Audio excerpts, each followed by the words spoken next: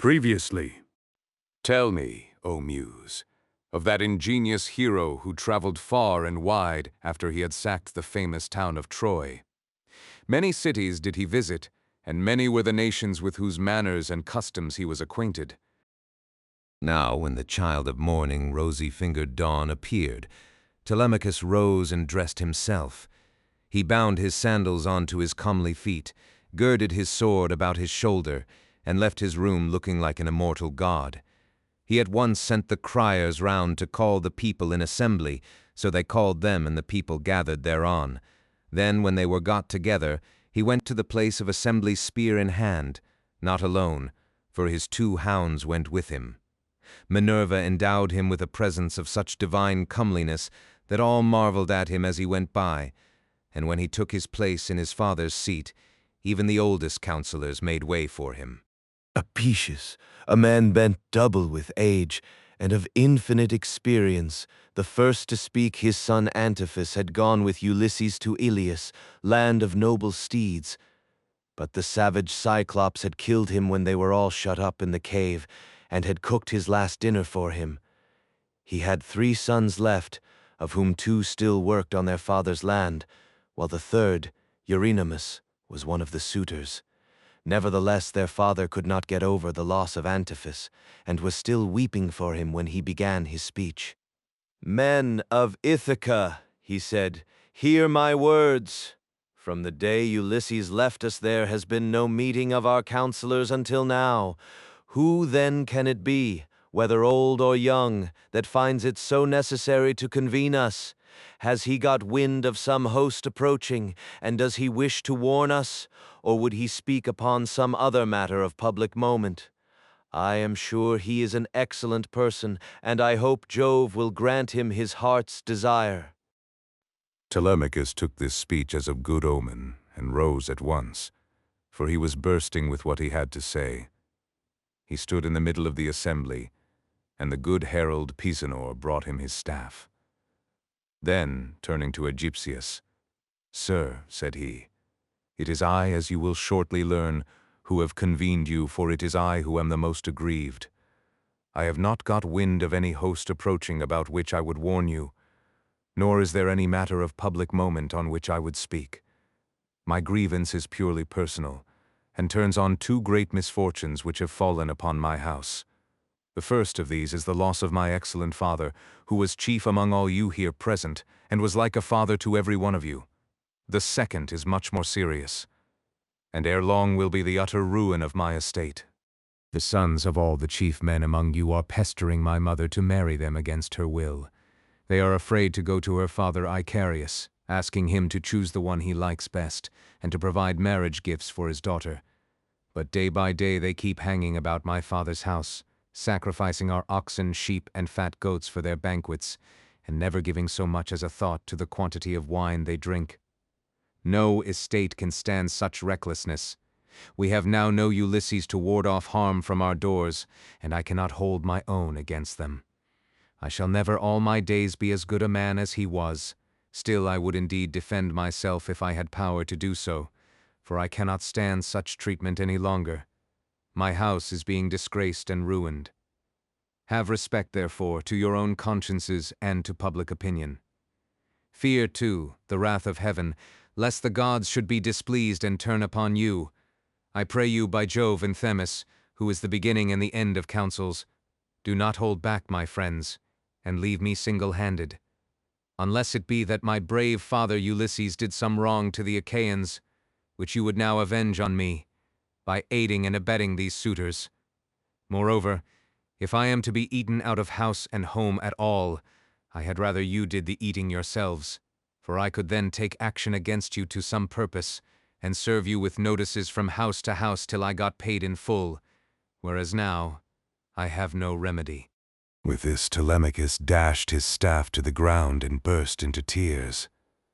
Every one was very sorry for him, but they all sat still, and no one ventured to make him an angry answer, save only Antinous, who spoke thus: "Telemachus, insolent braggart that you are, how dare you try to throw the blame upon us suitors? It is your mother's fault, not ours. for she is a very artful woman. This 3 years past, and close on 4, she has been driving us out of our minds by encouraging each one of us, and sending him messages without meaning one word of what she says. And then there was that other trick she played us. She set up a great tambour frame in her room, and began to work on an enormous piece of fine needlework. "Sweethearts," said she, "Ulysses is indeed dead.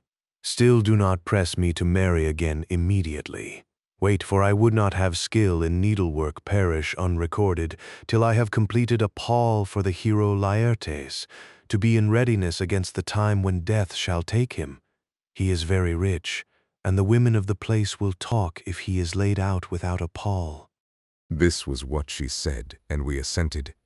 Whereon we could see her working on her great web all day long, but at night she would unpick the stitches again by torchlight. She fooled us in this way for 3 years, and we never found her out, but as time wore on and she was now in her 4th year, one of her maids who knew what she was doing told us, and we caught her in the act of undoing her work, so she had to finish it whether she would or no. The suitors, therefore, make you this answer, that both you and the Achaeans may understand. Send your mother away, and bid her marry the man of her own and of her father's choice. For I do not know what will happen if she goes on plaguing us much longer with the airs she gives herself on the score of the accomplishments Minerva has taught her, and because she is so clever. We never yet heard of such a woman.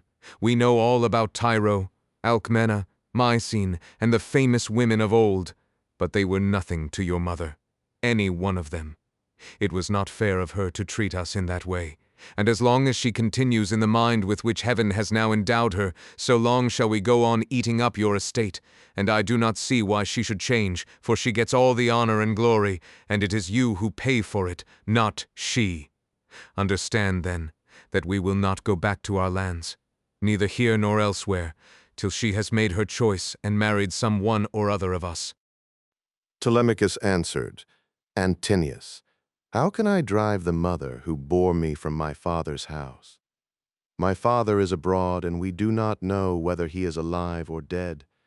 It will be hard on me if I have to pay Icarius the large sum which I must give him if I insist on sending his daughter back to him.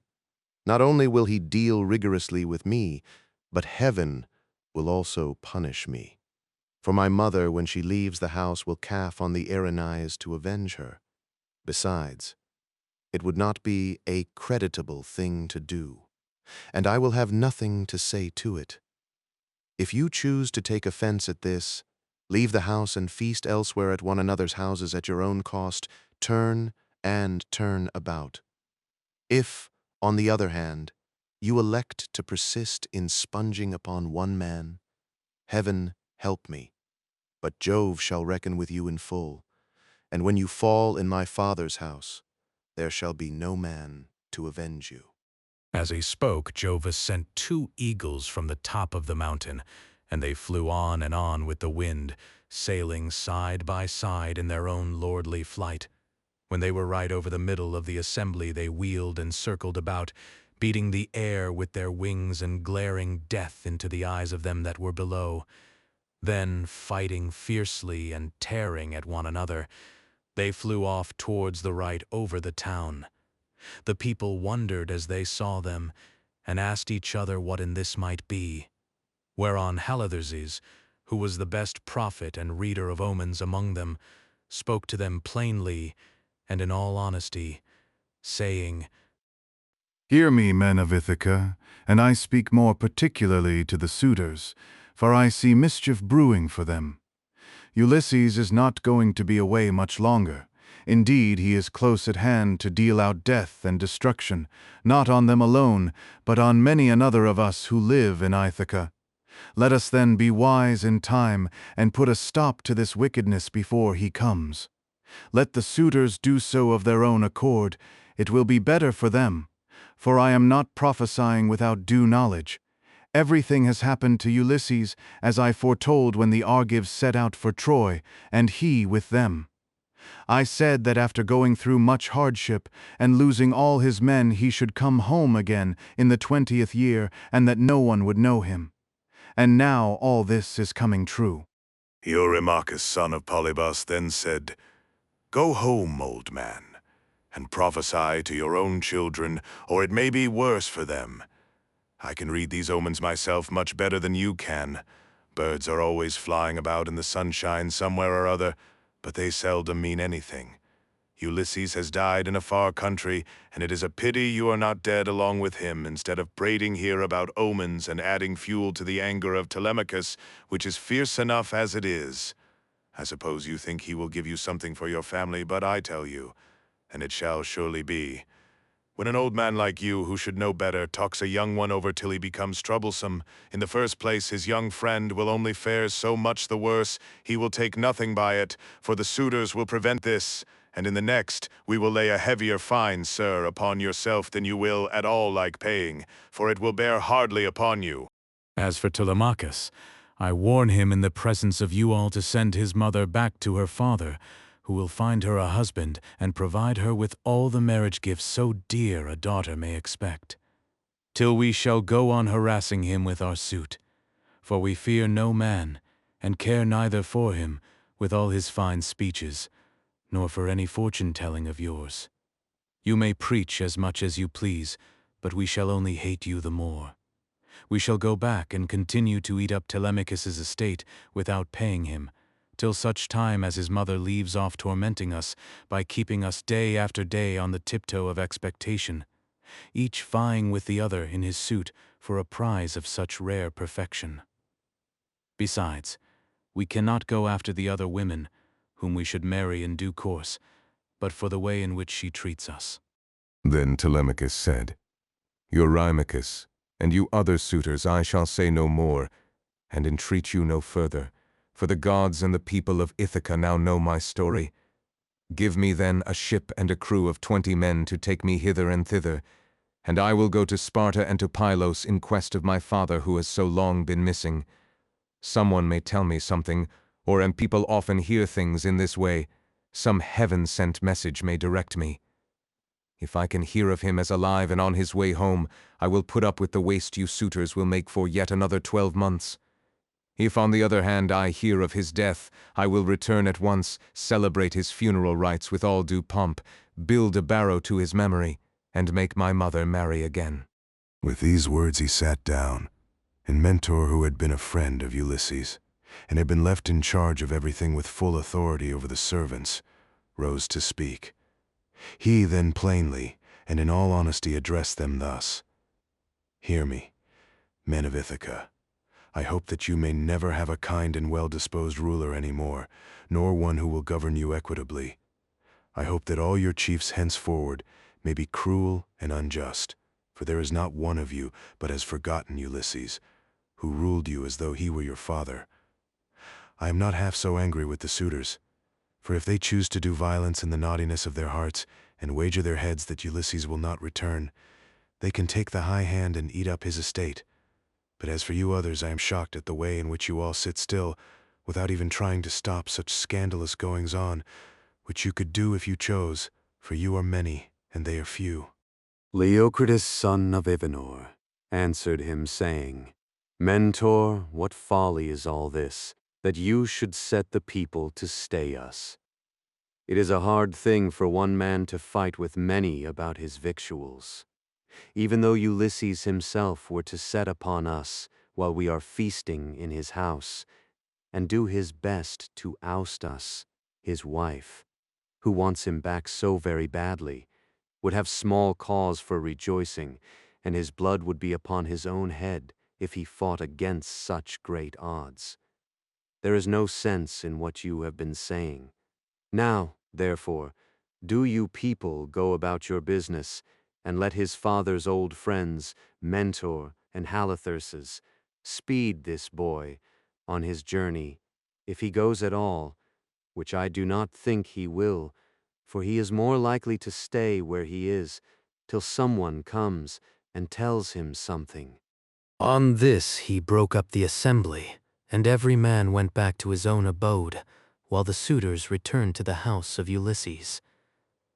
Then Telemachus went all alone by the seaside, washed his hands in the gray waves, and prayed to Minerva. "Hear me," he cried, "you God who visited me yesterday, and bade me sail the seas in search of my father who has so long been missing. I would obey you, but the Achaeans, and more particularly the wicked suitors, are hindering me that I cannot do so." As he thus prayed, Minerva came close up to him in the likeness and with the voice of Mentor. "Telemachus," said she, "if you are made of the same stuff as your father, you will be neither fool nor coward henceforward, for Ulysses never broke his word nor left his work half done. If then you take after him, your voyage will not be fruitless. But unless you have the blood of Ulysses and of Penelope in your veins, I see no likelihood of your succeeding. Sons are seldom as good men as their fathers. They are generally worse, not better. Still, as you are not going to be either fool or coward henceforward, and are not entirely without some share of your father's wise discernment, I look with hope upon your undertaking." But mind you never make common cause with any of those foolish suitors, for they have neither sense nor virtue, and give no thought to death and to the doom that will shortly fall on one and all of them, so that they shall perish on the same day. As for your voyage, it shall not be long delayed. Your father was such an old friend of mine that I will find you a ship, and will come with you myself. Now, however, return home, and go about among the suitors. Begin getting provisions ready for your voyage. See everything well stowed, the wine in jars, and the barley meal, which is the staff of life, in leathern bags, while I go round the town and beat up volunteers at once. There are many ships in Ithaca, both old and new. I will run my eye over them for you, and will choose the best. We will get her ready, and will put out to sea without delay." Thus spoke Minerva, daughter of Jove, and Telemachus lost no time in doing as the goddess told him. Telemachus went moodily and found the suitors flaying goats and singeing pigs in the outer court. Antinous came up to him at once and laughed as he took his hand in his own, saying, "Telemachus, my fine fire-eater, bear no more ill blood, neither in word nor deed, but eat and drink with us as you used to do. The Achaeans will find you in everything, a ship and a picked crew to boot, so that you can set sail for Pylos at once and get news of your noble father." "Antinous," answered Telemachus, "I cannot eat in peace, nor take pleasure of any kind with such men as you are. Was it not enough that you should waste so much good property of mine while I was yet a boy? Now that I am older and know more about it, I am also stronger, and whether here among this people, or by going to Pylos, I will do you all the harm I can. I shall go, and my going will not be in vain, though, thanks to you suitors, I have neither ship nor crew of my own, and must be passenger, not captain." As he spoke, he snatched his hand from that of Antinous. Meanwhile, the others went on getting dinner ready about the buildings, jeering at him tauntingly as they did so. "Telemachus," said one youngster, "means to be the death of us. I suppose he thinks he can bring friends to help him from Pylos, or again from Sparta, where he seems bent on going. Or will he go to Ephyra as well, for poison to put in our wine and kill us?" Another said, "Perhaps if Telemachus goes on board ship, he will be like his father and perish far from his friends. In this case we should have plenty to do, for we could then divide up his property amongst us. As for the house, we can let his mother and the man who marries her have that." This was how they talked.